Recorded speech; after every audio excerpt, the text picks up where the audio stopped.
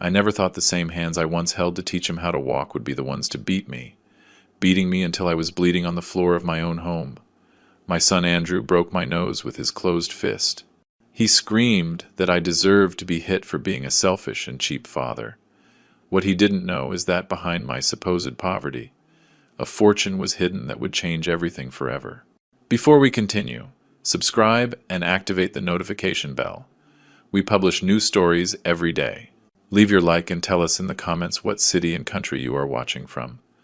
My name is Nathan Miller. I'm 64 years old, and for the last 20 years, I've lived as a widower who dedicated every dollar of his pension to raising and educating his only son.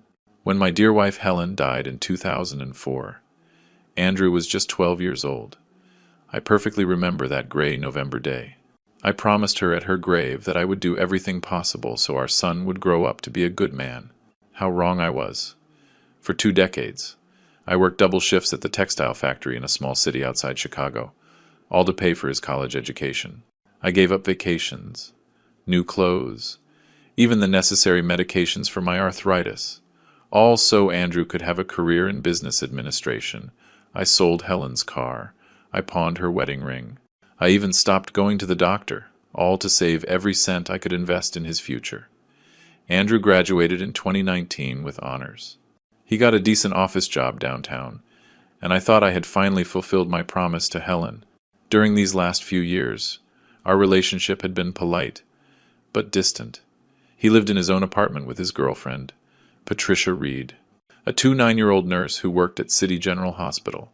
Everything changed on a Sunday in March 2024. Andrew arrived at my modest 2-bedroom apartment in the suburbs.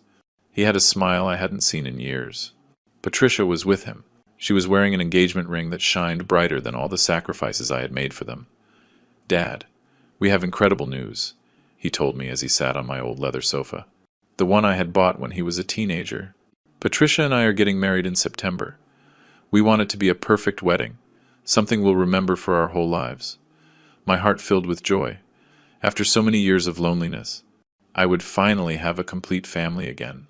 Patricia seemed like a good girl, polite and hardworking. I had heard nurses made good money, so I thought between the two of them, they could organize a beautiful ceremony. "Congratulations, son," I said, hugging them both. "Your mother would be so proud to see you settling down with such a wonderful woman." But then Andrew's expression changed. His smile became more calculating, colder. "Dad, we need to talk about something important," he said. Patricia nodded beside him.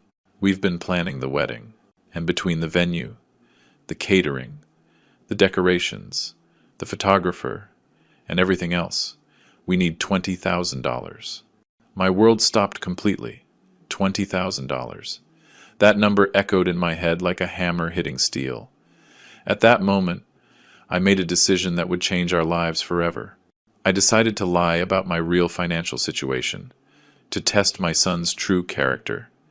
"Andrew, my son," I said, my voice trembling, faking a worry I didn't feel.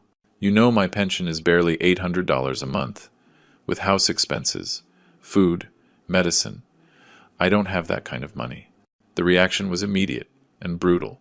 "What do you mean you don't have money?" Andrew exploded, getting to his feet. "You've had 20 years to save. What do you spend it all on? What do you waste your pension on?" Patricia, who had been silent until then, joined the accusations. "Nathan, with all due respect, other fathers sacrifice for their children's weddings. My father already promised us $5,000, and he earns less than you. Listen to me," I tried to explain, maintaining my act. "I can help you with $5,000. If you give me a few months to get it together, I'll have to take out a loan." "But $5,000, Andrew yelled, with a fury I had never seen in him. "Patricia, did you hear that? My own father, who says he loves me more than his own life, is offering me scraps for the most important day of my existence." At that moment, seeing the boundless anger in my son's eyes, I knew I had made the right decision to test him. The person in front of me was not the boy I had raised with so much love and sacrifice. He was a stranger who saw me only as a source of money. What neither of them knew is that in my secret account at a major national bank, inherited from Helen, sat $200,000. Money I had kept hidden for 2 decades, waiting for the perfect moment to use it. That moment had arrived, but not in the way Andrew expected. The days following that conversation were a nightmare I never imagined living. Andrew started calling me 3 times a day, each conversation more aggressive than the last. His tone had changed completely.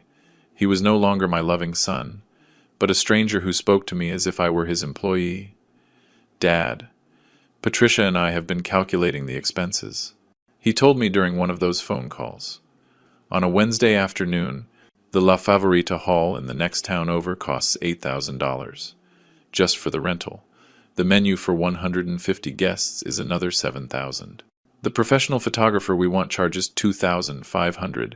The band, another $2,000. And that's not even counting the wedding dress, the flowers, the invitations. I maintained my act of a father worried about money. Son, I understand you want a beautiful celebration, but those numbers are astronomical. Couldn't you do something simpler? Your mother and I got married on $500, and we were very happy. There's the problem, Andrew snapped. You're always comparing everything to your time. Patricia deserves a princess wedding, not the poor ceremony you had with Mom. Those words hurt me more than any physical blow. Helen and I had been so happy at our simple wedding. In the small St. John's church, she looked radiant in a white dress her own mother had sewn, and I wore the only suit I owned. But we had been surrounded by genuine love, not materialistic demands. Andrew, don't talk about your mother like that, I warned him firmly. She was an extraordinary woman who valued love above appearances. Sure, that's why she died without ever knowing luxury, he replied, with a cruelty that left me breathless. Patricia isn't going to settle for crumbs like she did. I hung up the phone, trembling with rage. How did he dare speak about Helen like that? How had I raised such a monster without realizing it? That Friday, Andrew and Patricia showed up at my door unannounced. This time, Patricia took control of the conversation. Nathan, we need to talk. Seriously, she began, settling onto my sofa as if she owned the place. I've been looking into your finances, and frankly, I don't understand where your money goes each month. Looking into my finances? I asked, in disbelief. Who gave you the right to do that? Andrew told me you received a severance package when the textile factory closed, Patricia continued, ignoring my question. That was 3 years ago. Where is that money? It was true I had received a small severance of $8,000, but I had used it to repair the roof and replace the heating system. However, I decided to continue my act. That severance pay went to medical expenses and house repairs. I lied, partially, at my age. Health problems are expensive. Medical expenses, Andrew scoffed. You barely go to the doctor because you say you can't afford it. Patricia, do you see how he lies? Besides, Patricia added with a fake smile, I spoke with my boss at the hospital. She explained that seniors get a lot of tax breaks and discounts. You should have more available money than you admit. The manipulation was obvious.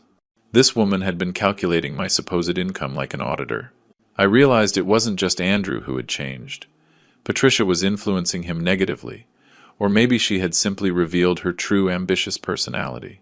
Listen, I told them, keeping my conciliatory tone. I understand your frustration. Let me do some calculations. Maybe I can get a personal loan using the house as collateral. I could get $10,000, but I would need 6 months to organize it. $10,000, Patricia screamed, standing up. That's not even half of what we need. Andrew, your father is mocking us. Patricia is right, Andrew said, his eyes bloodshot with anger. Dad, other fathers sell their cars, take out loans, mortgage their houses. They do whatever it takes for their children's happiness. Andrew, I already mortgaged this house twice to pay for your college education. I reminded him, don't you remember the sacrifices I made? The nights I worked double shifts so you could have books and school supplies? That was your obligation as a father, he yelled. I didn't ask you to bring me into this world. If you decided to have me, you had to accept the consequences. His words pierced me like daggers. 20 years of unconditional love, of silent sacrifices, of sleepless nights when he was sick. of shared joy in every one of his achievements, all reduced to an obligation. Look, Nathan, Patricia intervened, her voice calculatedly sweet. We don't want to pressure you, but my younger sister's father paid $15,000 for her wedding last year. My own father, who is an electrician and earns much less than what you must have in your pension, already promised us $5,000. How do you think I feel when I have to explain to my family that the groom's father can't even contribute half? Public humiliation. That was their strategy. Make me feel like a failure in front of strangers, as if my worth as a father was measured only by the amount of money I could hand over. Besides, Patricia continued, we already booked the date at La Favorita. If we don't confirm the full payment by April 30th, we lose the reservation and the $1,000 deposit we already paid. $1,000 deposit, I asked. Alarmed. Where did you get that money? Andrew got an advance at work, Patricia replied. But now his paycheck is being garnished for 6 months. That's why we need your help urgently. The trap was set. They had spent money they didn't have, betting that I would give in to the pressure. It was a perfectly orchestrated manipulation. Dad, Andrew pleaded, suddenly changing to a pitiful tone. You always said you would do anything for my happiness. This wedding is the most important thing that has ever happened to me. Patricia is perfect for me. Don't you want to see me happy? For a moment, my father's heart almost gave in. But then I remembered his cruel words about Helen, his shouting, his irrational demands. No, this wasn't love. It was emotional blackmail. Son, I told him with a firm voice, I will help you with $10,000, and not 1 cent more. That is my final offer. The silence that followed was deathly. Patricia and Andrew looked at each other with an expression I will never forget, absolute contempt for me. In that case, Patricia said, getting up, I think we have nothing more to talk about. They walked to the door. But before leaving, Andrew turned back to me. Dad, I hope you know that Patricia is going to tell her entire family that my father is a cheapskate, who prefers to hoard his money rather than make his only son happy. The door slammed shut with a bang that echoed through the house. I was left alone, surrounded by a silence that seemed to scream the magnitude of the betrayal I had just witnessed. That night, as I looked at the photograph of Helen on my nightstand, I whispered, My love, I think the time has come to find out what kind of man we really raised. 3 weeks passed with no news from Andrew. 3 weeks of absolute silence. It allowed me to reflect on the situation and to observe my son's true character from a distance. During that time, I kept my usual routine. The market on Tuesdays, a walk in Willow Creek Park on Thursdays, and the weekly visit to the cemetery where Helen rests. It was precisely during one of those visits, on a sunny Saturday in April, that the incident occurred that would trigger the tragedy. While I was cleaning Helen's headstone and telling her about the problems with Andrew, I heard a familiar voice behind me. Mr. Miller, how are you? I turned and saw Betty Jimenez, a 70-year-old woman who lived in my building. Betty had been a widow for 5 years and had serious financial problems. Her pension was insufficient, and her children, who lived in Barcelona, rarely helped her. Hello, Betty. Just here visiting my Helen like every week, I replied, wiping my hands on a handkerchief. Mr. Miller, I need to ask you a huge favor, she told me, her voice trembling. My granddaughter Lucy is graduating from nursing school next week. She's the first person in our family to get a college degree. I want to give her something special, but I don't have enough money. Betty was a dignified woman who never asked for help. The fact that she was coming to me meant her situation was desperate. What exactly do you need? I asked. Just $1,000. To buy her a tablet she needs for her job at the hospital. I know it's a lot of money, but I could pay you back in installments. $50 a month. I'll sign any paper you want. My heart was moved. Betty reminded me of Helen, a fighter, humble, a woman who valued education above all else. Besides, $1,000 was an insignificant amount compared to the $200,000 I had saved. Betty, you don't need to sign anything or pay me back, I told her. Tomorrow I will give you the $1,000 as a gift for your granddaughter. Consider it an investment in the future of a hard-working young woman. Tears rolled down her wrinkled cheeks. "Mr. Miller, you are an angel. I don't know how to thank you." The next day, Sunday morning, I withdrew $1,000 from my bank account and gave it to Betty. She cried with emotion and blessed me over and over. Seeing her happiness filled me with a satisfaction I hadn't felt in months. However, that same afternoon, my peace was interrupted by violent pounding on my door. When I opened it, I found Andrew and Patricia. But they weren't alone. They were accompanied by a young man about 25 years old whom I didn't recognize. "Can I know what this means?" I asked them. As the three of them entered without waiting for an invitation, "Dad, this is Kevin Reed, Patricia's younger brother," Andrew said, with a smile that didn't reach his eyes. "He works at the bank where you have your account." My blood ran cold. They had been investigating my bank activity. "Mr. Miller," Kevin began, in a professional but threatening tone, "my sister told me about your financial situation, but it's curious that you withdrew exactly $1,000 in cash yesterday.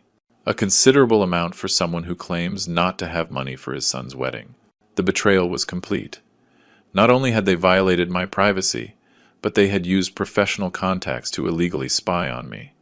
"How dare you investigate my bank accounts?" I exploded, with a rage I had held in for weeks. "That is illegal. What's illegal is lying to your own son," Patricia replied, brazenly.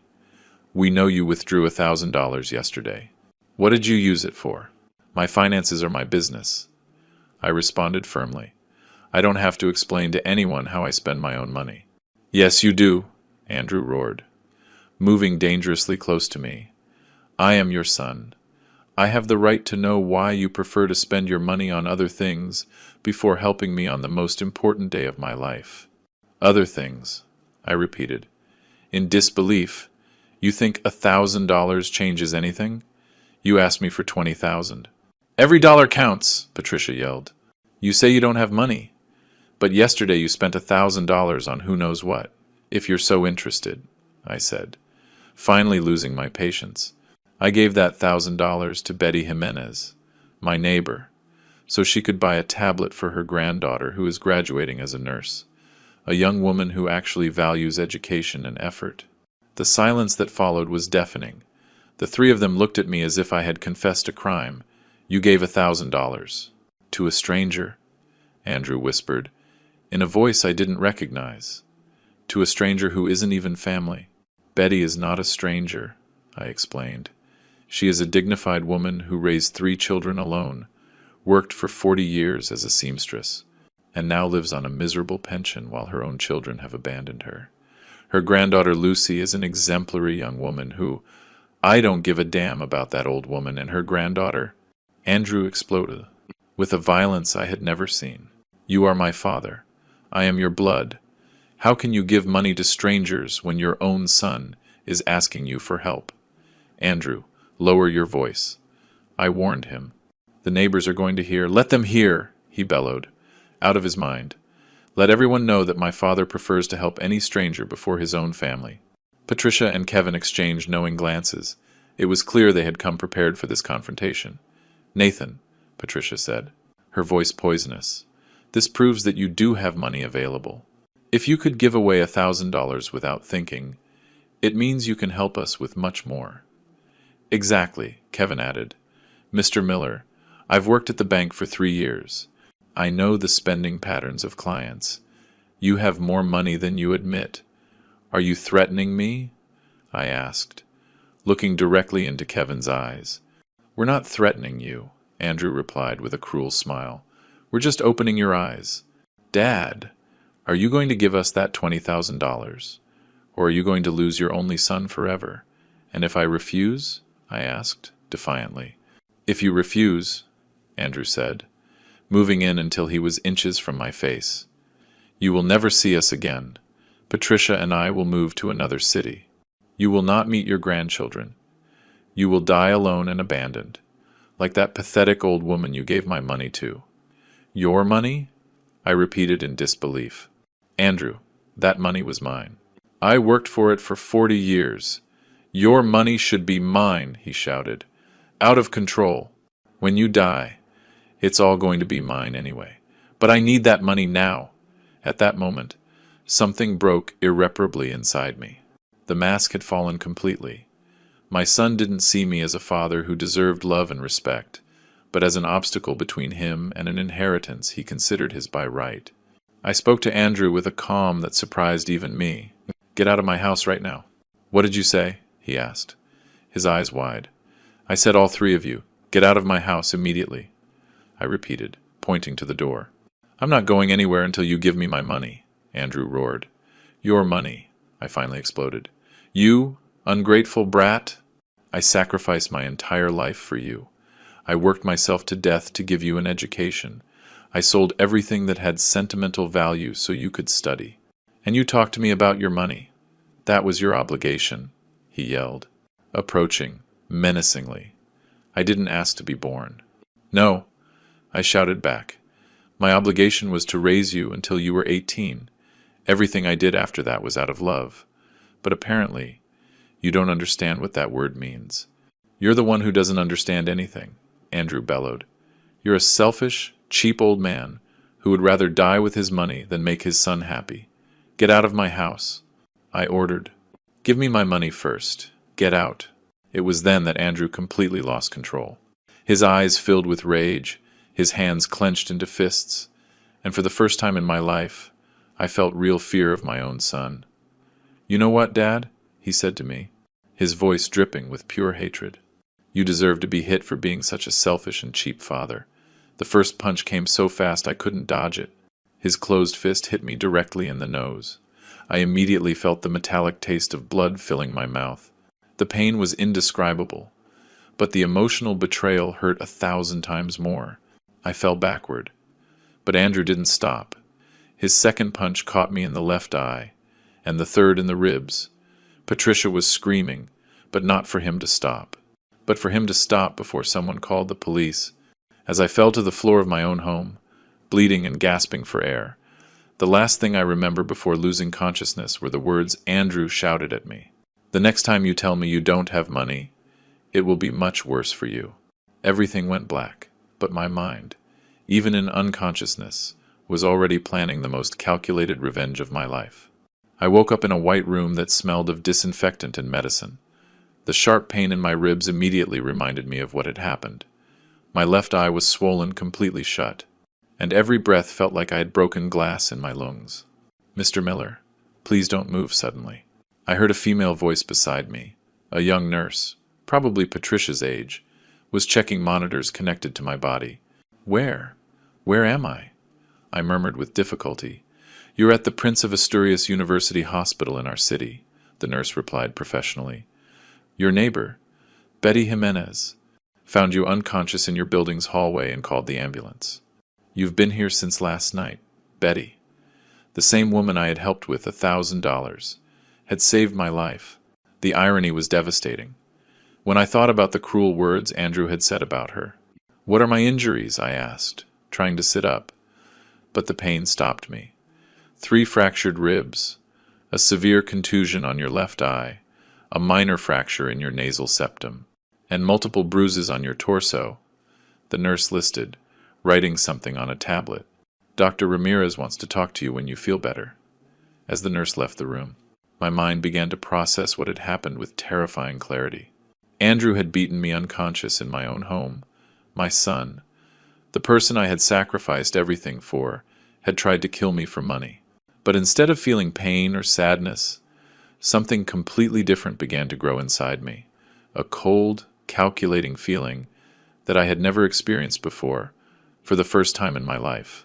I was going to plan a meticulous revenge. About an hour later, a middle-aged doctor entered my room. His name tag read, "Dr. Fernando Ramirez. Traumatology."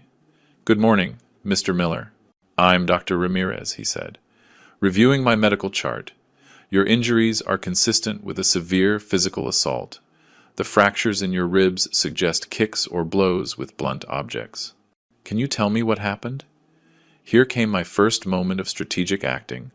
I decided to lie temporarily, to buy time and plan my revenge without interference.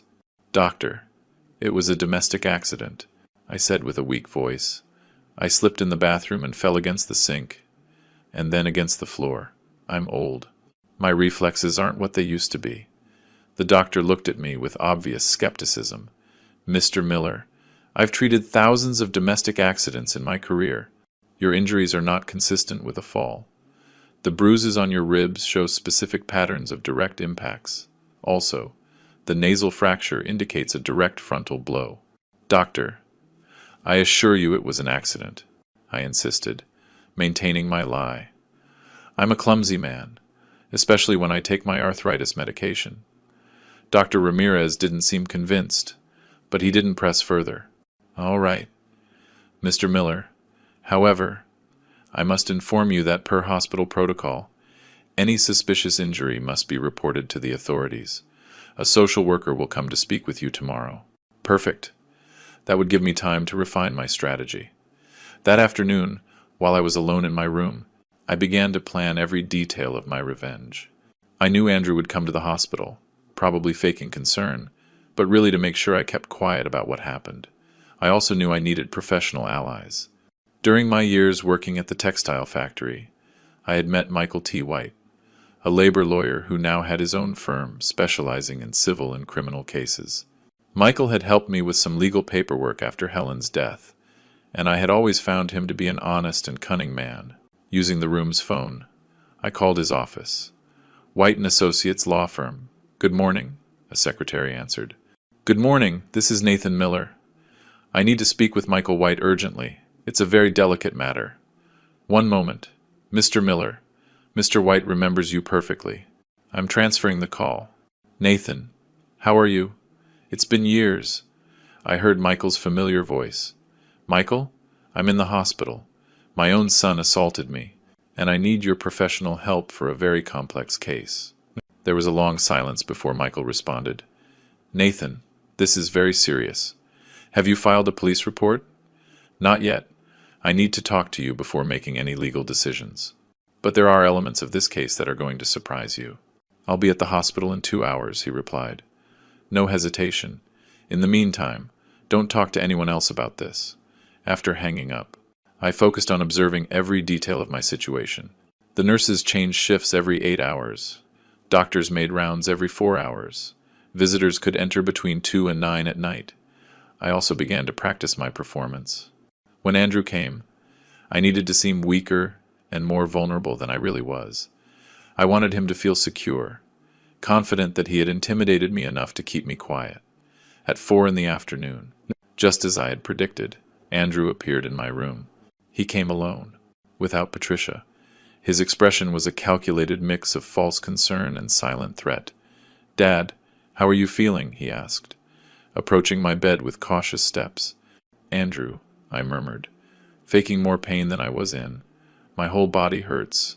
I'm so sorry, Dad, he said, with a performance worthy of a professional actor. I lost control yesterday. I was so stressed about the wedding, about the money problems. But I never should have touched you, son, I whispered, activating the voice recorder on my cell phone, which I had hidden under the sheets. Why did you do this to me, Dad? Listen to me carefully, Andrew said, suddenly changing his tone to a more threatening one, but keeping his voice low. What happened yesterday was an accident. You fell in your house, understand? You slipped in the bathroom and hit the sink, but... Andrew, you hit me, I protested weakly. No, he hissed, leaning dangerously close to my face. I never touched you. You had a domestic accident. And that is going to be your story when the doctors, the police, or anyone else asks you. And if I don't, the mask of false concern disappeared completely. If you don't, Dad, what happened yesterday will look like child's play compared to what will happen to you. Patricia and I will disappear from your life forever. You will never meet your grandchildren. And believe me, I will find a way to make your life hell until the day you die. Andrew, please, I begged, maintaining my act. Besides, he continued with calculated cruelty, who is going to believe you? A 6'4" man accusing his own successful, respected son? Everyone will think you're senile or looking for attention. And the money for the wedding? That hasn't changed, he replied firmly. We still need that $20,000. And after yesterday, I think you've understood how important it is to us. Every word was perfectly recorded on my phone. Andrew was digging his own legal grave without even realizing it. Okay, son, I murmured, my voice breaking. I'll do what you ask. I'll say it was an accident. Perfect. He smiled, satisfied. I knew you'd come around. You're a good father, after all. After Andrew left, I waited exactly 30 minutes before calling Michael again. Michael, can you come now? I have recorded evidence that is going to completely change this case. I'm on my way immediately, he replied. While I waited for my lawyer, for the first time in decades, I felt completely in control of a situation. Andrew believed he had successfully intimidated me, but in reality, he had just handed me all the legal tools I needed to systematically destroy his life. The revenge I was planning would not be emotional or impulsive. It would be cold, meticulous, and absolutely devastating. And the best part was, Andrew himself had provided the evidence to do it. Helen, wherever she was going to see how her husband finally taught their ungrateful son the true meaning of consequences. Michael T. White arrived at the hospital at exactly 6:30 in the evening. He carried a black leather briefcase and a professional digital recorder. At 52, he still had the same penetrating gaze and upright posture that had made him one of the most respected lawyers in the city. Nathan, he said, carefully closing the door to the room, before I listen to any recording, I need you to tell me exactly what happened, without omitting any details. For the next 45 minutes, I told him the whole story from the beginning.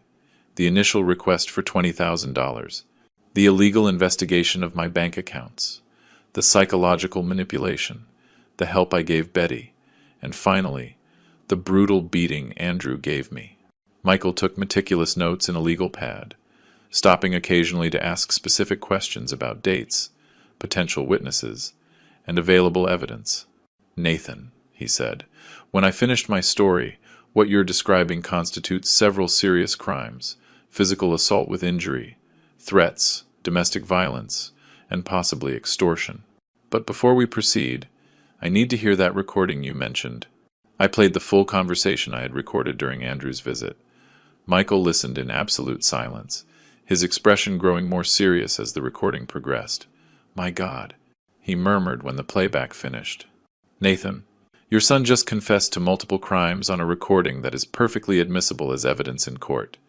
We have explicit threats, intimidation of a domestic violence victim, and an indirect admission of the assault. But that's not all, Michael, I said, pulling out a folder I had kept hidden. Over the years, I've kept all the documents of the sacrifices I made for Andrew. His college invoices, receipts for books, my own medical expenses that I postponed to pay for his studies, even the receipt for the sale of Helen's wedding ring. Michael carefully reviewed each document. This is pure gold for the case. It shows the pattern of paternal sacrifice and the extreme ingratitude of the aggressor. But there's something else I need to know. Nathan, are you really in serious financial trouble? Here came the moment to reveal my most guarded secret. Michael, I need this to remain under absolute attorney-client privilege until we decide how to use it strategically. Of course, everything you tell me is protected by privilege. I have $200,000 in a savings account at a major national bank. It's the inheritance Helen left me when she died. But I never mentioned it to Andrew, because I wanted him to learn the value of effort and work. Michael was completely still for several seconds. Are you telling me you pretended to be poor for 20 years to educate your son? Exactly. I wanted Andrew to value what he had, to understand that money is earned with sweat and sacrifice. But apparently, I failed as a father and educator. Nathan, Michael said, with obvious admiration. You didn't fail. Your teaching strategy was brilliant. Andrew is the one who failed. By not learning the values you tried to teach him, how can we use this information? Michael began to pace the small room, clearly devising a legal strategy. We have several options, but I suggest a multi-phased approach. First, we need more evidence of the threats. And Andrew's pattern of aggressive behavior. What kind of evidence? Witnesses who have seen his behavior changes, records of his illegal investigation of your bank accounts, and if possible, more recordings of future threats. At that moment, I remembered a crucial detail. Michael, Betty Jimenez, my neighbor. She heard the entire argument before the assault. She lives in the apartment next to mine, and the walls are thin. She was also the one who called the ambulance. Perfect. We need her official testimony. What else? Kevin Reed, Patricia's brother who works at the bank. He admitted to investigating my bank activity. That is completely illegal under financial regulations. Michael smiled for the first time since he had arrived. Excellent. That gives us another line of legal attack. Violation of banking privacy. Misuse of confidential information. Possible professional misconduct if he used his position to obtain private data. And what do we do about the secret money? That will be our final trump card, Michael explained, organizing his notes. But we need to use it at the perfect moment, to maximize the psychological and legal impact. When would that be? When Andrew is completely legally compromised, when he has lied under oath about his motivations, and when he thinks he has won, then we will reveal that you always had the money he coveted, but that you chose not to give it to him, because his behavior proved he didn't deserve it. The strategy was brilliant, but there was one element that worried me. Michael, what if Andrew decides not to visit me again? What if he just disappears from my life? Nathan, based on the psychological profile you've described, Andrew will be back. Domestic abusers, especially when the victim is an older family member, always return to ensure they maintain control. Besides, he still believes he can get money from you, and if he comes with Patricia, or with more people, even better. More witnesses to his aggressive and threatening behavior. But we need to prepare the scene carefully. Michael took out his professional recorder and placed it on my nightstand. This recorder has 8 hours of capacity and forensic audio quality. Every time someone related to this case comes, you activate it discreetly. Is it legal to record without consent? In our state, recordings made by one party to the conversation are admissible as evidence, especially in cases of domestic violence or threats. You are documenting potential future crimes. When do we file the official complaint? Not yet, Michael responded emphatically. First, we need to build an absolutely solid case. We want that when we file the complaint. It will be impossible for Andrew to escape the consequences. What do I do in the meantime? You are going to continue pretending to be intimidated and willing to give in to his demands. But every conversation, every threat, every manipulation will be recorded. We are building a file that will not only protect you, but will ensure that Andrew faces the maximum possible legal consequences. Michael stood up and packed his documents. Nathan, one more question. After all this, after seeing your son's true nature, are you prepared for the emotional fallout of what we are about to do?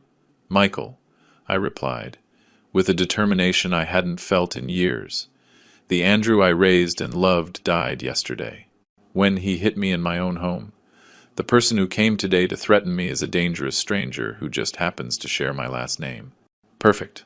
Then tomorrow I will begin the preliminary investigation.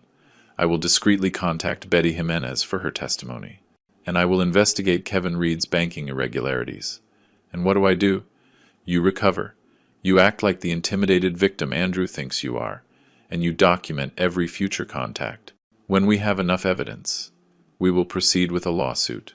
It will include criminal charges for assault, threats, domestic violence, and a civil case for damages that is going to cost your son a lot more than the $20,000 he wanted so badly. After Michael left, I was alone in the hospital room, but for the first time in weeks, I felt completely calm. I was no longer the helpless victim of an abusive son.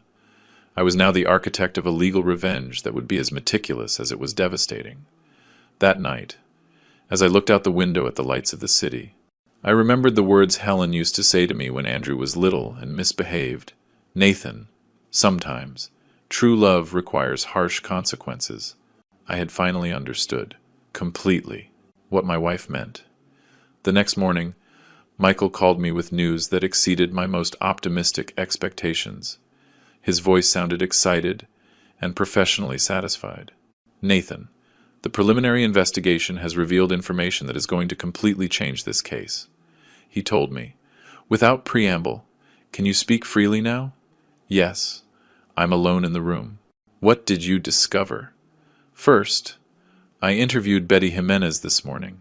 She not only confirms hearing the entire argument before the assault, but she also has very specific details about the threats Andrew shouted at you while you were on the floor. What kind of details? According to Betty, after you lost consciousness, Andrew yelled something at Patricia like, "The next time he refuses to give me my money, I'll break more than just his ribs." She also heard Patricia telling him to calm down because the neighbors might call the police. The information was devastating for Andrew. I had an independent witness who had seen threats after the assault. But that's not all, Michael continued. I contacted a friend of mine who works in the compliance department at Bank of America. I explained the situation confidentially. And he confirmed that Kevin Reed did indeed access confidential information from your account without legal authorization. That has consequences for him. Serious consequences. Violation of the Data Protection Act, misuse of confidential banking information, and possible professional misconduct. Kevin Reed could face anything from administrative sanctions to criminal charges, in addition to the immediate loss of his job. And what do we do with that information? We are saving it as additional ammunition. When we confront Andrew and Patricia with the evidence, we will also include the legal consequences Kevin is facing. That will pressure Patricia to reconsider her loyalty to her fiancé. While I was talking to Michael, a nurse came in to inform me that I would be discharged the next day. But I would have to return for weekly checkups for the next month.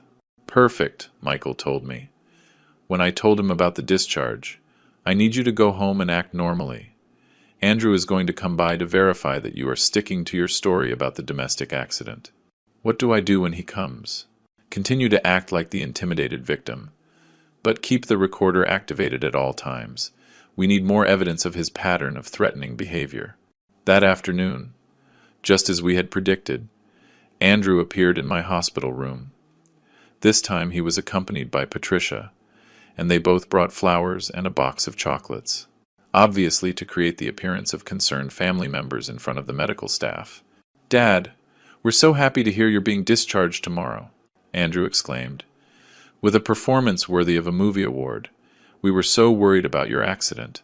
I discreetly activated the professional recorder Michael had left. "Yes, son, it was a very foolish fall. You know how clumsy I am. Nathan?" Patricia intervened with false sweetness. "Andrew and I have been talking about what happened before your accident. We realize we were very hard on you about the money for the wedding." "Oh, yes?"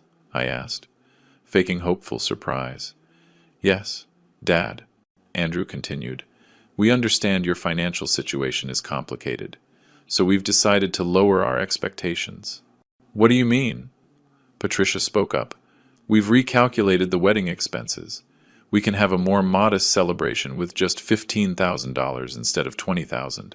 The $5,000 reduction sounded generous on the surface, but it was still an amount they believed I couldn't easily afford. "Son, that's still a very high amount for me," I told them, maintaining my act. Andrew got closer to my bed and lowered his voice, but not low enough to prevent the recorder from capturing every word. "Dad, listen to me. After what happened the other day, I think we both understand the situation. I need that money by September. It's not $20,000. It's $15,000. That's my final offer. And if I can't get it?" I asked, trembling. "Dad," Patricia told me, with a smile that didn't reach her eyes, "I'm sure you can find a way. Maybe by selling some things from the house, or asking for a loan using the property as collateral. You could even," Andrew added, "sell some of Mom's jewelry that you have stored away. I'm sure it's worth several $1,000s. The mention of Helen's jewelry provoked a genuine anger in me that I had to control carefully. How dare he suggest I sell the only tangible memories I had of my wife? "Andrew, your mother's jewelry has immeasurable sentimental value," I protested weakly. "Dad," he replied coldly, "Mom doesn't need them anymore. But I need this money to build my future with Patricia. Besides," Patricia added, "I'm sure your wife would have wanted you to make any sacrifice for your son's happiness." The emotional manipulation was disgusting, but perfect for my legal purposes. Every word was recorded as evidence of emotional blackmail and psychological manipulation. "All right," I murmured, my voice breaking. "I'll see what I can do." "Perfect," Andrew smiled, satisfied. "But Dad, I need you to understand something very important. The deadline to confirm the venue is May 15th. That gives us exactly 3 weeks. And if I don't have it by then..." Andrew's expression hardened immediately. "Dad, I'd rather not think about that possibility. After your accident, I think we both know how clumsy you can be when you get nervous or stressed." The threat was crystal clear. If I didn't get the money, I could have another accident. "Andrew is right," Patricia added. "Domestic accidents are very common in older people, especially when they are under a lot of pressure." After they left, I immediately called Michael to inform him about the new recording. "Nathan, this is pure gold," he told me. "After listening to the full playback, we have veiled but clear threats, emotional blackmail, psychological manipulation, and now a specific deadline that we can use strategically." "How?" "We are going to use these 3 weeks to build an absolutely solid case. While they think you are desperately looking for $15,000, we will be preparing a legal trap that will completely destroy their lives." "What kind of trap?" "I'm going to contact a private investigator to discreetly document Andrew and Patricia's lifestyle. I want to know exactly what they spend their money on, if they have hidden debts, and what their real financial situation is." "Why is that important?" "Because I suspect the urgency for wedding money isn't the only reason. There's something else they're hiding, and when we find it, we will have even more ammunition against them." That night, as I prepared to go home the next day, I reflected on how far this situation had come. In less than a week, I had gone from being a father trying to teach his son the value of money, to being the victim of a physical assault, and finally, to becoming the architect of a meticulously planned legal revenge. But the most revealing thing was, I no longer felt emotional pain for the loss of my relationship with Andrew. The person who had hit me and threatened me was not my son. He was a dangerous stranger who shared my DNA, but who had lost all right to my fatherly love. The next day, when I returned to my home, I noticed that someone had cleaned the bloodstains from the living room floor. It was probably Betty, trying to erase the evidence of the trauma she had witnessed. But the real evidence, the recordings, the testimonies, and the legal strategy we were building, those remained intact and were growing every day. Andrew thought he had me completely under control. He didn't know that every threat, every manipulation, every cruel word was being meticulously documented. For the trial that would change our lives forever, the countdown to his destruction had begun, and he himself was providing all the tools to make it possible. A week after I returned home, Michael summoned me to his office with news that exceeded all my expectations. The private investigator he had hired, a former police officer named Robert Castle, had discovered information that would completely transform our case.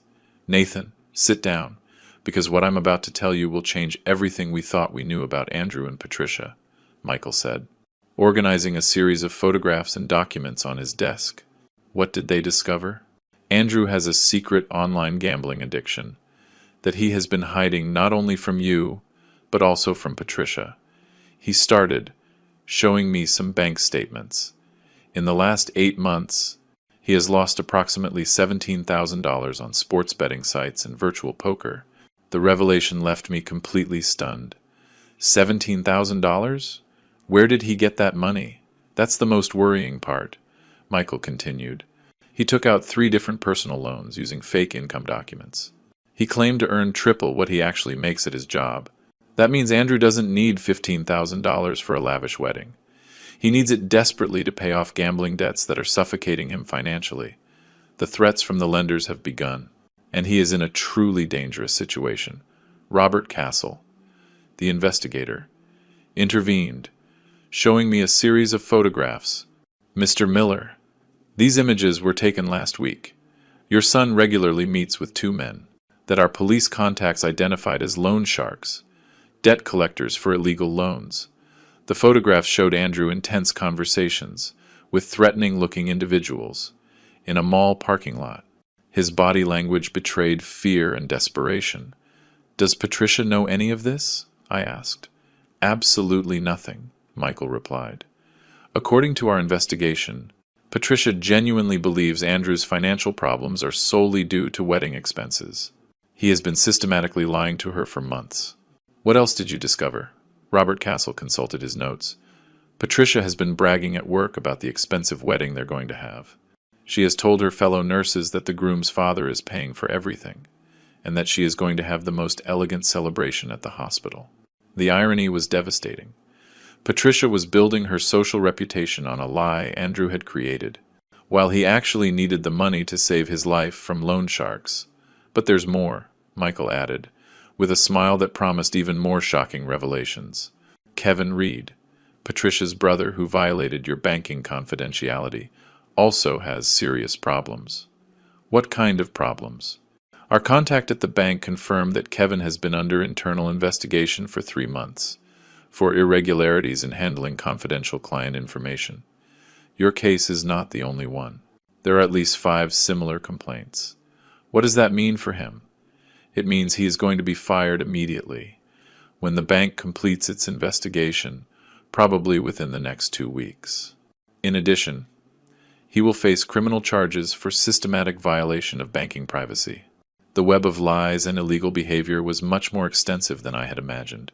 Not only was Andrew guilty of assault and threats, but he had also dragged his future in-laws into criminal activities. Michael, how do we use all this information strategically?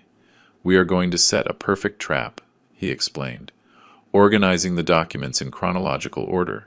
When the May 15th deadline they set arrives, you are going to call Andrew and Patricia for a meeting at your house.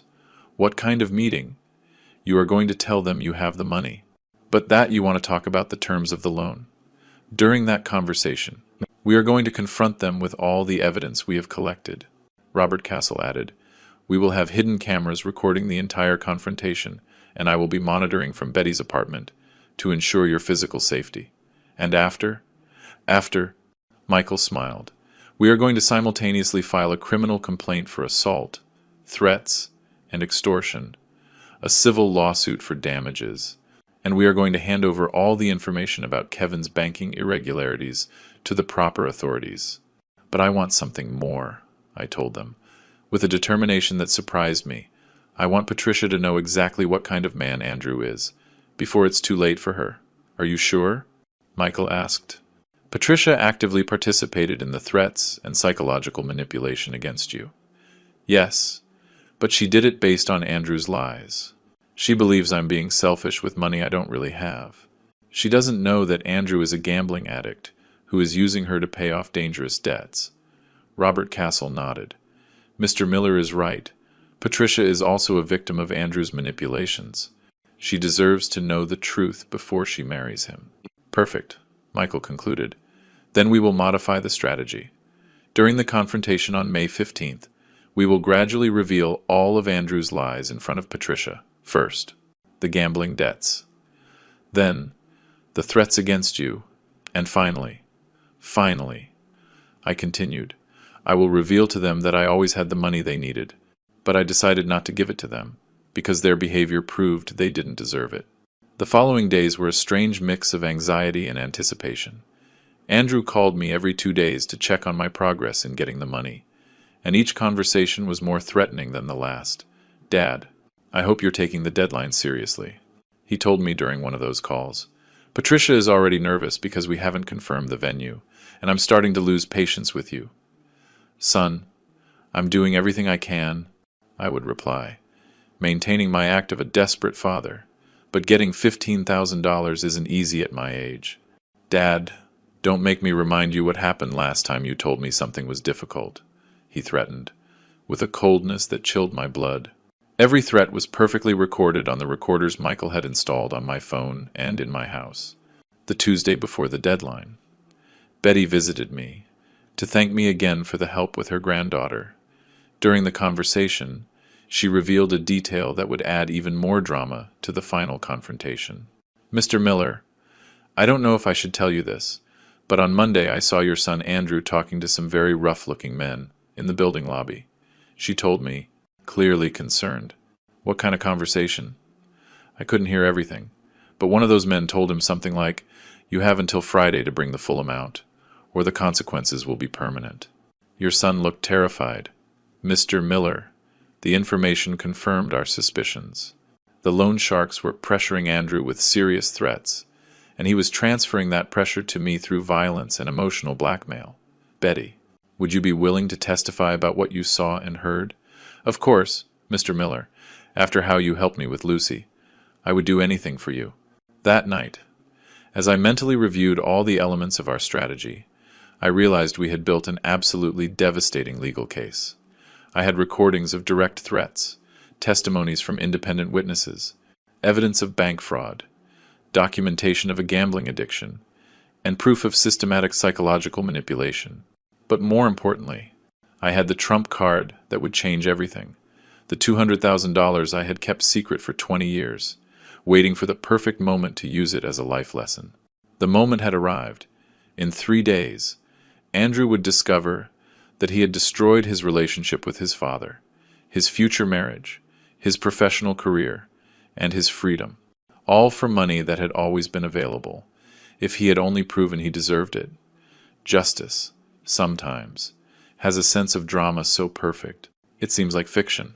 May 15th arrived with a persistent rain that seemed to foreshadow the storm about to break in my house. At 6 p.m., as we had agreed, Andrew and Patricia knocked on my door, with a punctuality that betrayed their desperation. "Dad, we hope you have good news for us," Andrew said, shaking raindrops from his coat. His smile was tense, and I could see the deep dark circles under his eyes, betraying sleepless nights. Come in," I told them, with apparent nervousness. "We have a lot to talk about." Robert Castle was hidden in Betty's apartment with monitoring equipment. Michael was waiting for my call from his office, and I had 3 professional recorders activated strategically throughout the house. "Nathan, we've been very worried," Patricia began, settling onto the sofa. "The deadline to confirm the venue is today, and we need to transfer the money before 9 p.m. Calm down, I told them, faking a calm I didn't feel. "I got the money. But I need to talk to you about some conditions." Andrew's eyes lit up immediately. "You got the $15,000? Where did you get it?" "Well, son, I had to make some financial arrangements. I took out a mortgage loan, using the house as collateral." "Perfect," Patricia exclaimed, clapping. "We knew you'd find a way. Fathers always find a way to help their children. But there are conditions," I continued. "Preparing for the first phase of the confrontation, the bank requires complete documentation on what the money will be used for. I need you to explain all the wedding expenses to me in detail." Andrew and Patricia exchanged a nervous glance.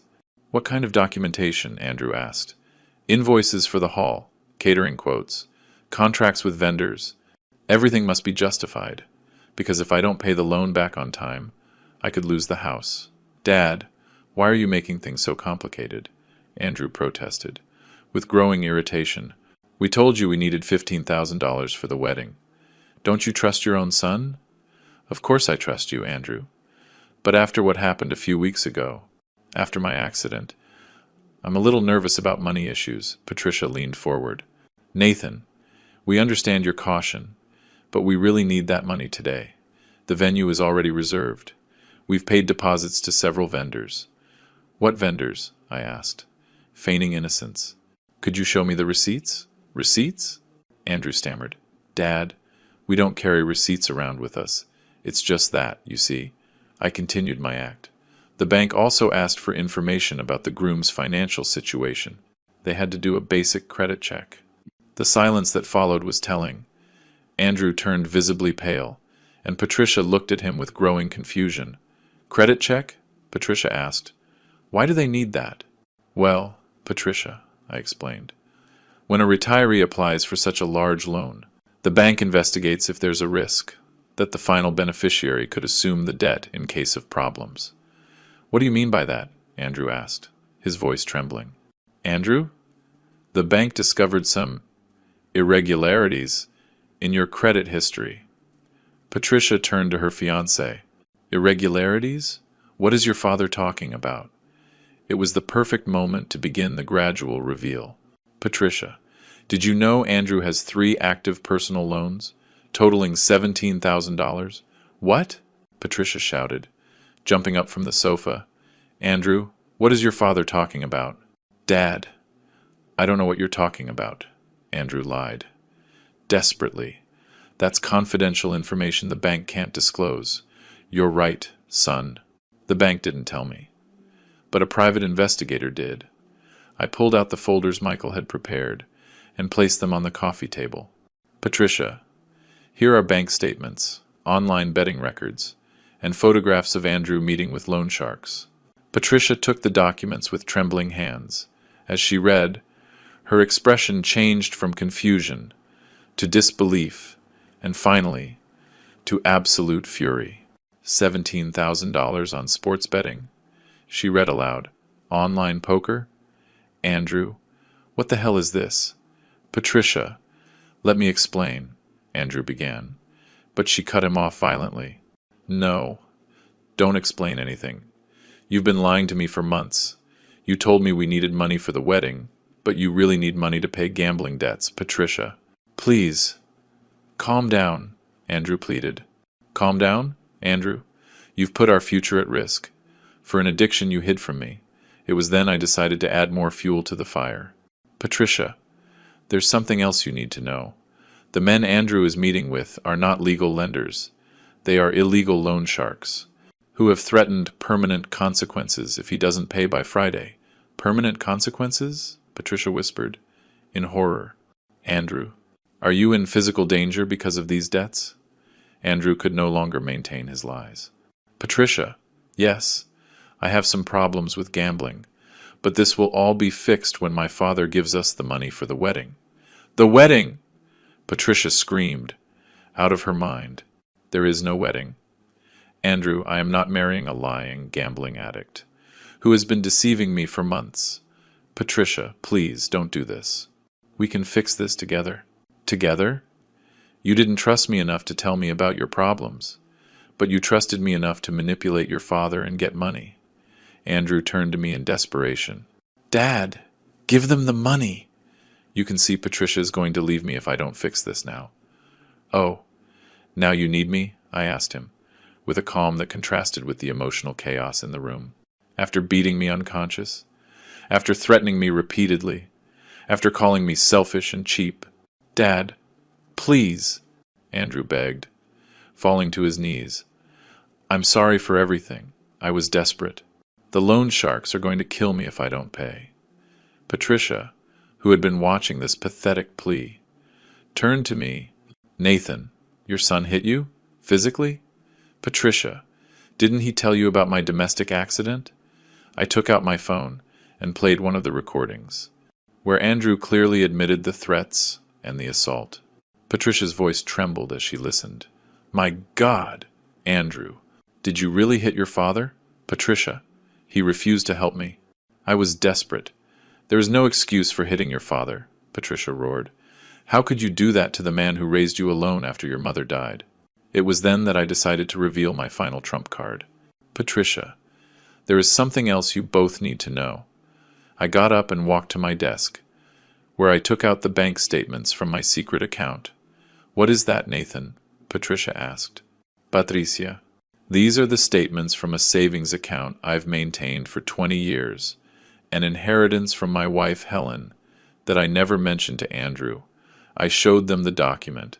In this account, there are exactly $200,000. The silence was deafening.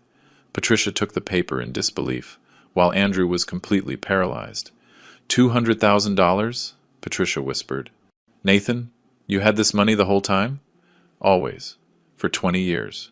I pretended to have financial difficulties, to teach Andrew the value of work and effort. I wanted him to learn that money is earned, not demanded. You had $200,000? Andrew exploded, getting to his feet. And you let me beg? You let me get desperate? You let me get to the point of hitting you? Andrew, I replied, with a calm that surprised me. You chose to hit me. You chose to threaten me. You chose to call me selfish and cheap. I just tested your character, and you failed miserably. Patricia stood up from the sofa. Andrew, this is over. I am not marrying you. I cannot be with someone who lies to his father, who hits him, and who lies to me. Patricia! No! Andrew cried. Dad, give her the money. You can fix this. Give her $15,000 and Patricia will stay with me. No, Andrew, I told him firmly. I am not giving you 1 cent. And tomorrow morning, all these documents, recordings, and evidence will be given to the police and the court. Andrew's expression changed from pleading to homicidal rage. You're going to report me? Your own son? I am going to report an abuser, who happens to be my biological son, but who lost all right to call himself my family. That was the last straw for Andrew. The fury that erupted in Andrew's eyes was more intense than anything I had ever seen. His hands clenched into fists. His breathing quickened. And for a moment, I thought he was going to hit me again, this time in front of Patricia. You damn son of a bitch, he roared, advancing toward me. You ruined my life. Over a stupid psychological experiment. But Patricia got between us. Andrew, don't you dare touch him. Get out of the way. Patricia, this manipulative bastard deserves to have every bone in his body broken if you take one more step toward your father. I will call the police myself. Patricia shouted, with a determination she hadn't shown before. Now you're defending him? Andrew bellowed. In disbelief, he tricked us both. He had the money the whole time, and made us go through this. Yes, Andrew, he had the money, but you hit him. You threatened him. You lied to me about your gambling debts. Patricia turned to me, tears in her eyes. Nathan, although I don't agree with your methods, I understand why you did what you did. But Andrew chose violence. Just then, my cell phone rang. It was Michael, who had been listening to the entire conversation through the monitoring system we had installed. Nathan, are you okay? Robert says the aggression levels are escalating dangerously. I'm fine, Michael. Everything is going according to plan. Who is Michael? Andrew asked, with growing paranoia. My lawyer, I replied calmly. The same one who, tomorrow, will file the criminal complaint for assault, threats, extortion, and domestic violence. You can't do this to me, Andrew shouted. I am your son, your own flesh and blood. My flesh and blood doesn't threaten his father. My flesh and blood doesn't beat the man who raised him alone for 20 years. Patricia, who had been watching this exchange with fascination and horror, did something completely unexpected. She took off her engagement ring and threw it at Andrew's feet. It's over. Andrew, I am not marrying you. I cannot be with someone capable of hitting his own father. Patricia! No! Andrew begged, falling to his knees to pick up the ring. We can fix this! Dad, tell her we can fix this. No, Andrew, I told him, with a firmness that had taken 64 years to develop.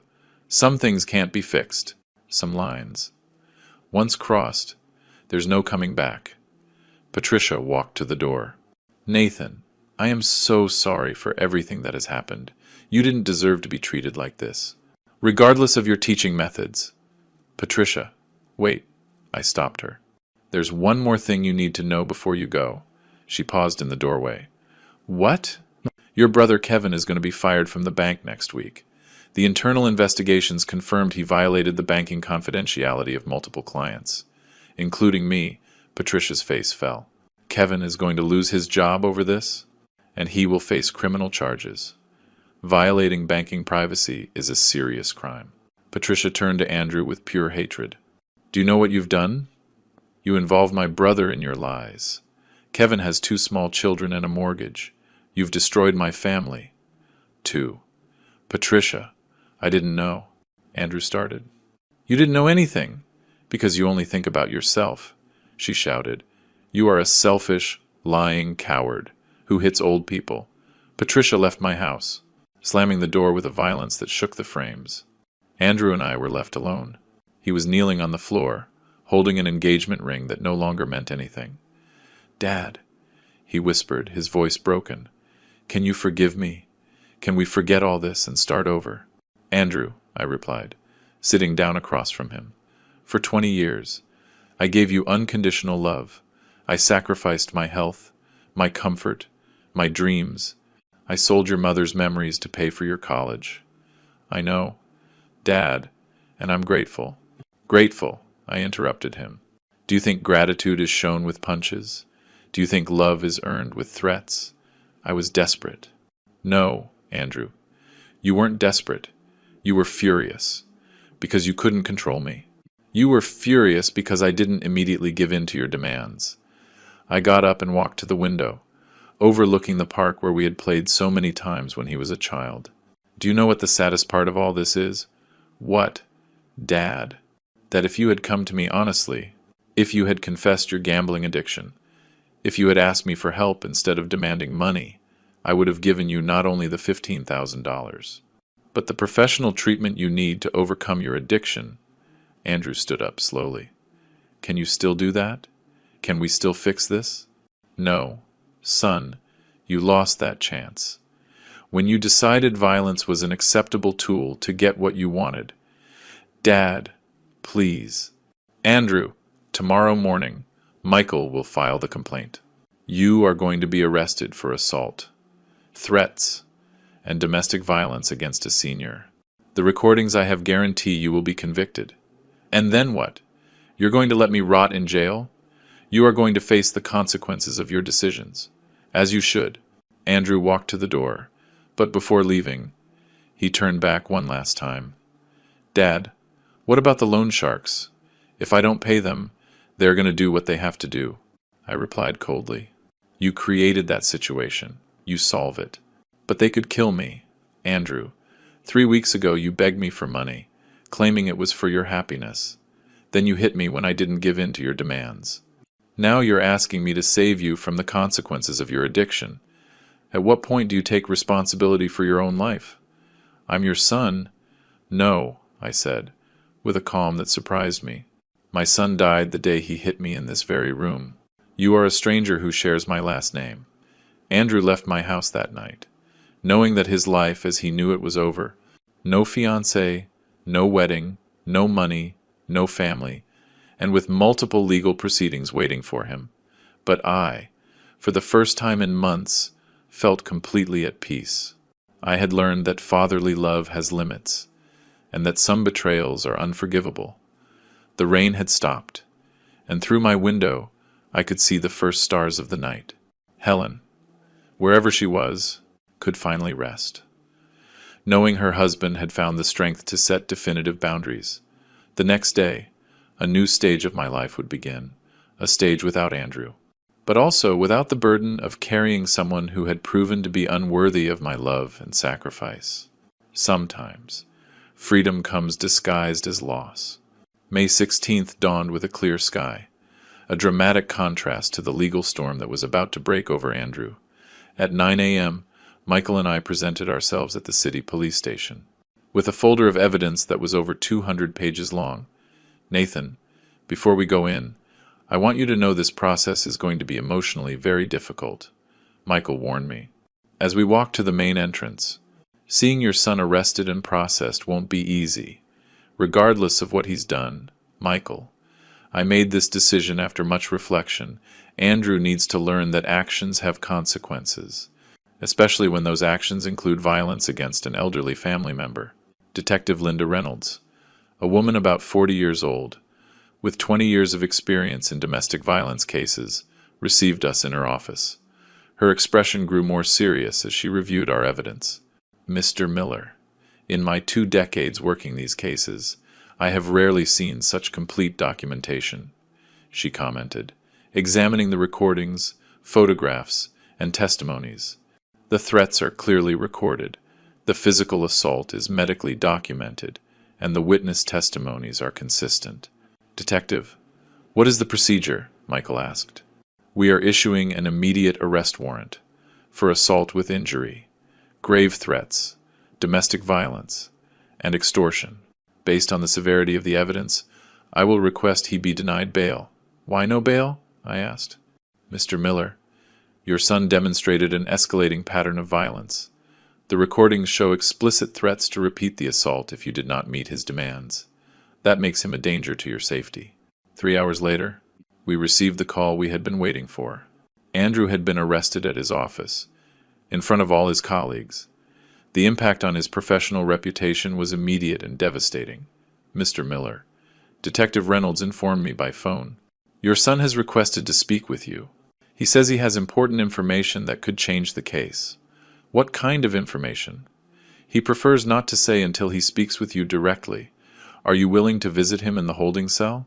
Michael advised me to accept. "Nathan, anything he says during that conversation can be used as additional evidence. Besides, I want to see how he reacts when he faces the real consequences of his actions." An hour later, I found myself in front of Andrew, in a visiting room at the station. He was sitting behind a metal table, in handcuffs, wearing the orange jumpsuit of a detainee. His eyes were red. He had clearly been crying. "Dad," he said, his voice broken, "thank you for coming." "Andrew, the detective says you have important information." "What is it, Dad?" "I want to confess everything. I want to admit to everything I did and accept the consequences. But I need to ask you for something." "What?" "The loan sharks came to my apartment last night. They destroyed my furniture and told me I have until Sunday to get the full amount, or they will find me when I get out of here." "And what do you want me to do?" "Dad, I know I don't deserve anything from you after what I did, but could you pay my gambling debts? Not for me, but so they don't kill me when I get out of jail." The request was so absurd. It almost made me laugh. "Andrew, are you really asking me to use my money to save you from the consequences of your own bad decisions?" "Dad, I know, it's a lot to ask after I hit you. But it's $17,000. For you, it's money you won't even miss." "Andrew, do you hear what you're saying? You hit me, you threatened me, you tried to manipulate me psychologically, you destroyed your relationship with Patricia, you ruined Kevin's career.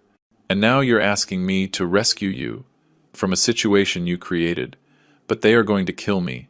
Dad, Andrew, for 20 years. I taught you that decisions have consequences, apparently. You never learned that lesson. So you're just going to let them kill me. I am going to let you face the consequences. Of betting money you didn't have, of taking out illegal loans, and of choosing violence as a method of conflict resolution." Andrew slumped in his chair. "Dad, can you at least forgive me? Can you tell me you still love me, even if you won't help me?" His question took me by surprise. For weeks, I had been so focused on the legal revenge that I hadn't fully processed the emotional side of the situation. "Andrew," I said, after a long pause, "for 64 years, love has been the motivating force of all my decisions. I loved your mother until her last breath. I loved you from the moment you were born. And now I have learned that true love sometimes requires harsh consequences. I love you enough not to rescue you from a situation you created. Does that mean you forgive me? It means I understand you were a desperate young man who made terrible decisions. But understanding is not the same as forgiving, and forgiving is not the same as rescuing. Can we ever have a normal relationship again?"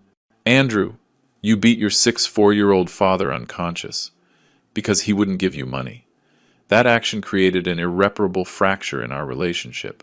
So we'll never be father and son again? Biologically, we will always be father and son. Emotionally, that relationship died the day you chose violence. When I left the station that afternoon, Michael informed me about additional developments. "Nathan, the investigation has expanded more than we expected," he said, reviewing documents in his car. "The police discovered that the lenders Andrew got involved with are part of a loan shark ring that has been under investigation for months." "What does that mean for the case?" "It means Andrew can become a protected witness. If he cooperates with the investigation against the illegal loan ring, that could significantly reduce his sentence. And if he doesn't cooperate, he will face the full sentence. Between 3 and 5 years in prison for aggravated assault on a senior, plus fines, and a permanent restraining order." That night, while I ate dinner alone in my home, I reflected on the extraordinary events of the last few weeks. I had gone from being a victim of domestic violence to being the architect of a legal revenge that had completely destroyed my son's life. But for the first time in months, I felt no guilt or remorse. I felt a deep peace. That came from knowing I had set definitive boundaries against unacceptable behavior. The phone rang, interrupting my thoughts. It was Patricia. Nathan, can I talk to you? There's something important I need to tell you. About Andrew. And about me. Of course. Patricia. What is it? I'd rather talk in person. Can I visit you tomorrow afternoon? Sure. Is everything all right? Let's just say I've discovered things about Andrew that go far beyond the gambling debts. Things that will significantly impact the legal case. After hanging up, I stared out the window at the nightlights of my neighborhood. Tomorrow would bring new revelations, but tonight I felt completely calm, knowing I had made the right decisions. Sometimes justice arrives slowly, but when it does, it is absolutely relentless. Patricia arrived at my house the next day, at exactly 4 in the afternoon, but she was accompanied by an older woman I didn't immediately recognize. Her expression was serious, and she carried a folder similar to the ones Michael used for important legal documents. Nathan, I'd like you to meet my mother, Linda Reed, Patricia told me as they entered. She wanted to meet you personally after everything that has happened. Linda Reed was a woman about my age, with perfectly gray hair, and a look that denoted decades of facing difficulties. Her presence commanded immediate respect. Mr. Miller, Linda said, extending her hand. I am so sorry for what my for what my family put you through, but after what Patricia told me yesterday, I needed to come personally to apologize, and to inform you of something that will completely change this case. What is it? I asked, offering them a seat in the living room. Patricia opened her folder and took out a series of documents. Nathan, after our confrontation the other day, I decided to investigate everything related to Andrew on my own. What I discovered is much worse than any of us imagined. Worse in what way? Andrew doesn't just have gambling debts. He has also been systematically scamming the elderly for the last 8 months. The revelation left me completely stunned. Scamming the elderly? How? Linda Reed spoke up. Mr. Miller, my son Kevin, before he was fired from the bank, confessed something terrible to me. Andrew asked him for bank information, not just on you, but on other elderly clients with large savings accounts. For what purpose? Andrew contacted these seniors, posing as a financial advisor, Patricia continued, showing me printed documents. He told them their bank accounts had been compromised, and that they needed to transfer their money temporarily to a safe account that he managed. My God, I murmured, reviewing the evidence. How many people did he scam so far? We have identified 7 victims, Linda replied. The total amount stolen exceeds $40,000. How did you discover this? Patricia explained. After I broke off our engagement, I contacted some of the victims, who appeared in the bank documents you showed us. An 82-year-old woman, Mrs. Hope, told me that a very polite young man had called her, claiming to be an advisor from the bank, and that she needed to transfer $5,000 to protect her savings from hackers. And she believed him? Not only did she believe him, Linda added, with indignation, but Andrew personally went to her house to help her with the transfer. He exploited the trust of an elderly widow to steal her life savings. The magnitude of the betrayal completely overwhelmed me. Not only had I raised a son capable of hitting his own father, but also a predator who systematically preyed on vulnerable people. Why are you telling me this? I asked them. Because we want you to know that you were not Andrew's only victim, Patricia replied. And because we believe you deserve to know the complete truth about the man you raised. Besides, Linda added, all of these victims are going to testify at the trial. Andrew won't just face charges for assault, but also for multiple counts of fraud, identity theft, and financial abuse of the elderly. Linda handed me another document. Mr. Miller, the 7 victims have decided to file a joint lawsuit against Andrew. The total sentence could exceed 10 years in prison. 10 years? I repeated, in disbelief. At least, Patricia confirmed. And that's not counting the financial restitution he will have to pay to all his victims. At that moment, the phone rang. It was Michael, with news that would perfectly complement the revelations I had just received. Nathan, can you speak freely? Yes, I'm with Patricia and her mother. They just brought me very important information about additional cases of fraud. Perfect, because I have related news. The police intercepted communications between Andrew and the illegal loan ring. Apparently, he promised to pay his debts with money he would get from his rich father and other stupid old people. That's recorded? Completely documented. Andrew not only admitted his plans to extort you, but he also described in detail his methods for scamming other seniors. Patricia and Linda exchanged looks of astonishment as they listened to my phone conversation. Michael, what does this mean for the case? It means Andrew is going to face federal charges for organized fraud against the elderly. The district attorney is considering classifying it as racketeering, due to the systematic pattern of his scams. After hanging up, I sat in silence for several minutes, processing the magnitude of what I had discovered. The son I had raised with so much love and sacrifice was not just a domestic abuser, but a predator who specialized in victimizing the elderly. Mr. Miller, Linda said gently, I know this must be devastating for you, but there's one more thing you need to know. What else could there be?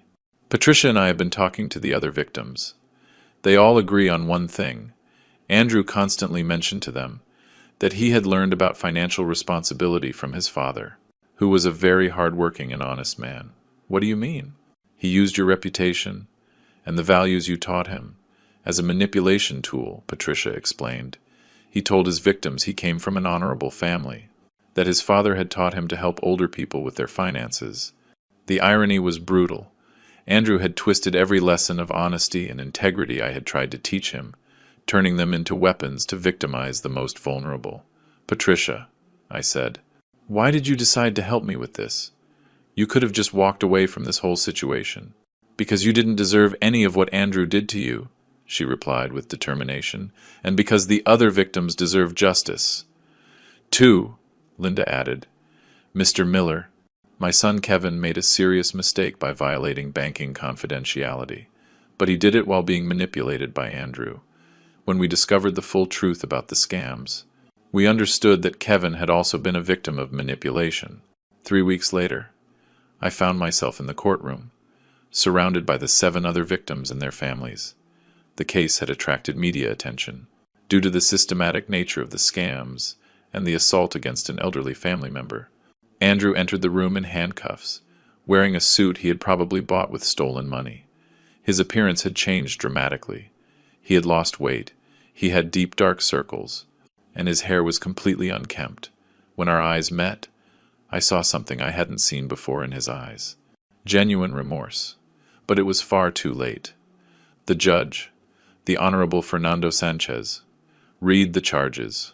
Aggravated assault on a senior, grave threats, domestic violence, multiple counts of fraud, identity theft, and association with an illegal loan ring. The sentence was devastating. 8 years in prison. Full restitution of all stolen funds plus interest. A permanent restraining order from all victims.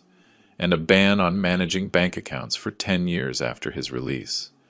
When the judge asked if he had anything to say before being taken to prison, Andrew turned to me. Dad, I am so sorry for everything I did. I know I don't deserve forgiveness, but I want you to know that the values you taught me were right. I twisted them because of my own selfishness and cowardice. I did not respond. Some apologies come far too late. 6 months later, as I organized the documents to donate my $200,000 to the National Foundation for Elderly Protection, I reflected on everything I had learned. I had raised a son with unconditional love, but without firm boundaries. I had confused protection with permissiveness, and affection with a lack of consequences. But I had also learned that it is never too late to set boundaries, to demand respect, and to protect not only my own dignity, but that of other vulnerable people like me. Helen, wherever she was, could finally rest, knowing her husband had found the strength to do the right thing, even if it was the hardest thing he had ever done in his life. Sometimes, true love requires decisions that seem cruel, but are necessary, and sometimes the greatest lesson a father can give his son is to allow him to face the full consequences of his actions. Andrew would learn that lesson over the next 8 years.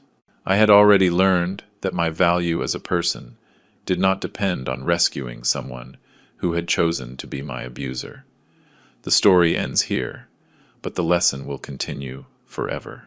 If you liked this story, support us with a like, subscribe to the channel, and leave your opinions in the comments. To hear the next story, click on the box that appears on the left. Thank you for joining us.